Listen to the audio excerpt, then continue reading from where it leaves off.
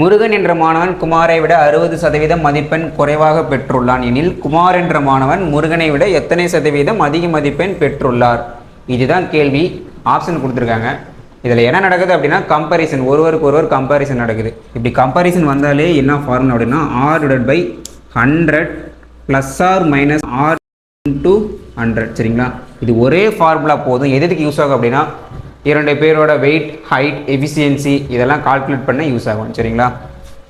அப்போது ஆறுங்கிற இடத்துல என்ன வரும் அப்படின்னா 60%, 100 ப்ளஸ் ஆர் மைனஸ் அப்படின்னா என்ன சார் அப்படின்னா கொஷினில் குறைவாக அப்படின்னு வந்திருக்கு. குறைவு அப்படின்னா மைனஸ். சரிங்களா?